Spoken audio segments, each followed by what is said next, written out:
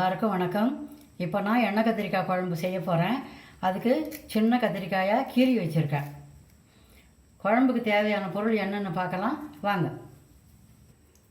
குழம்புக்கு தேவையான பொருட்கள்: 4 ஸ்பூன் எண்ணெய், 2 வெங்காயம் பெருசாக நறுக்கி வச்சுருக்கேன், 20 பல் பூண்டு, 4 பச்சை மிளகாய் கீறி வச்சுருக்கேன், 1 தக்காளி அரிஞ்சு வச்சுருக்கேன், தேவையான உப்பு, தேவையான கருவேப்பிலை, குழம்பு மிளகாத்தூள் 3 ஸ்பூன், கொஞ்சம் பெருங்காயத்தூள், வத்த குழம்பு தூள், கடைசியாக தாளிக்க கடுகு, குண்டு மிளகாய், ஒரு எலுமிச்சம்பழம் அளவுக்கு புளி கரைச்சி வச்சுருக்கேன். இப்போது கத்திரிக்காய் வதக்க போகிறேன், குழம்பு வைக்க போகிறேன், பார்க்கலாம் வாங்க.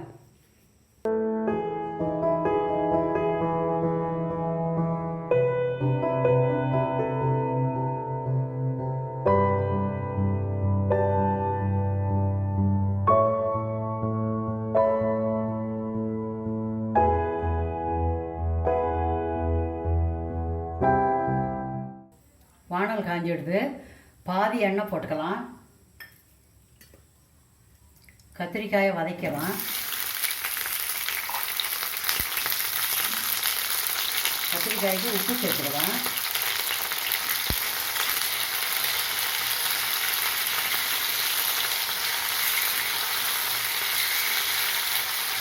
கத்திரிக்காய் ஒரு 10 நிமிஷம் வதங்கணும்.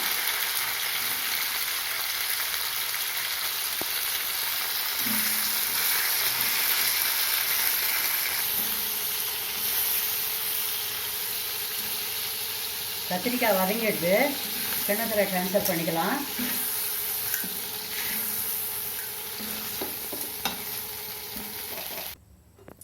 ரெண்டு ஸ்பூன் எண்ணெய் போட்டுக்கிறேன்.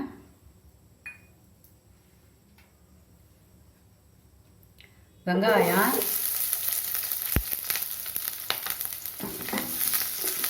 பூண்டு,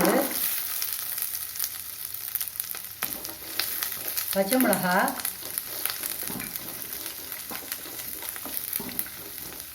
தக்காளி, உப்பு சேர்த்து வதக்கணும்.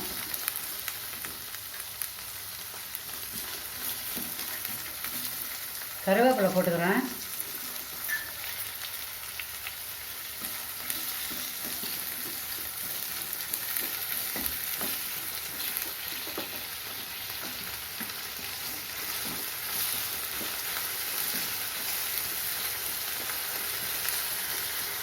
ஒரு 5 நிமிஷம் வதங்கணும்.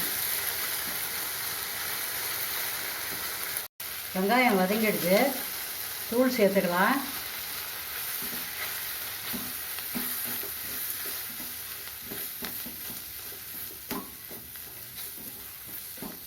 குழம்பு மிளகாத்தோடும் வதங்கிடுது. இப்போ கத்திரிக்காய் சேர்த்துக்கலாம். வதக்கின கத்திரிக்காயை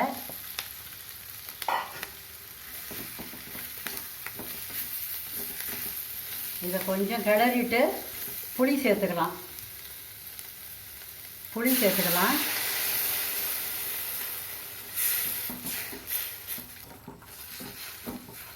இப்போ தேவையான தண்ணி ஊற்றிக்கலாம்.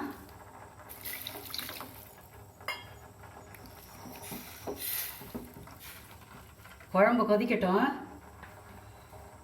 மூடி போட்டுக்கலாம். குழம்பு கொதிச்சு விடுதா பார்க்கலாம். போதும், கொதிச்சு விடுது. இப்போ வத்த குழம்பு பொடியை தூவிக்கிறோம். 2 நிமிஷம் கொதிக்கட்டும்.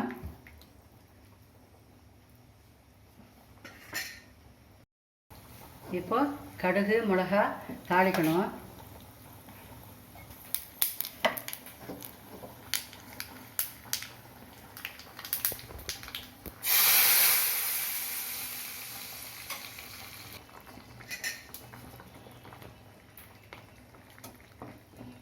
ஒரு நிமிஷம் மூடி வைக்கலாம்.